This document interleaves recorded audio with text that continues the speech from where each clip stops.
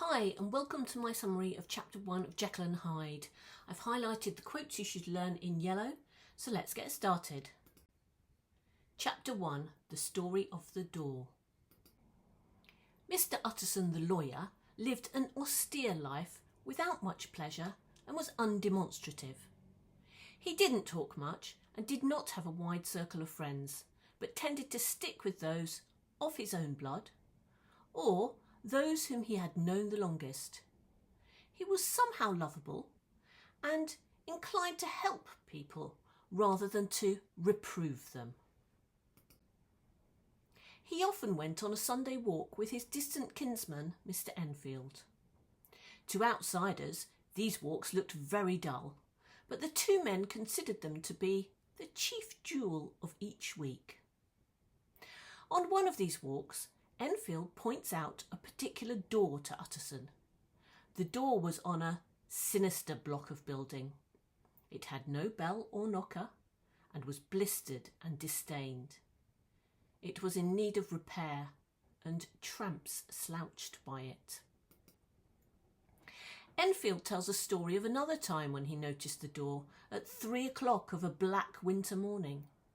He says he was coming back home from some place at the end of the world. It was a very lonely walk until he saw two figures. They were a little man who was stumping along and a young girl who was running as hard as she was able. They ran into each other at the corner, and the man trampled calmly over the child's body and left her screaming on the ground. Enfield says it was hellish to see. It wasn't like a man. It was like some damned juggernaut. Enfield says that he and the child's family had taken a loathing to the man when they saw him, and that the doctor turned sick and white with the desire to kill him. We later discover that this man is called Hyde. The women who had gathered at the incident were wild as harpies and had to be kept from attacking Hyde. However, he had a kind of black, sneering coolness, really like Satan. Enfield and the crowd took against Hyde and got him to agree to pay £100 to the girl's family to avoid a bigger scene. Hyde then used a key to enter the mysterious door and brought back £10 in gold and a cheque for the rest. The cheque was signed by a very reputable person, and Enfield was suspicious as he knew the name on the cheque and said that the money came from someone celebrated and one of your fellows who do what you call good. He went to the bank with Hyde to check that the cheque was genuine and was surprised when it was all okay.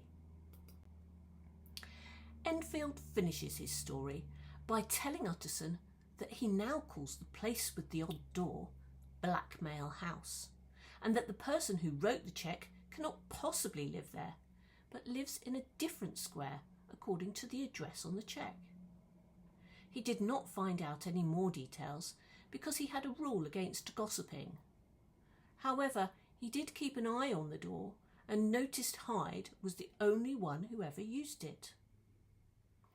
Utterson asks Enfield the name of the man who had trampled on the child, and he reluctantly reveals the name Hyde.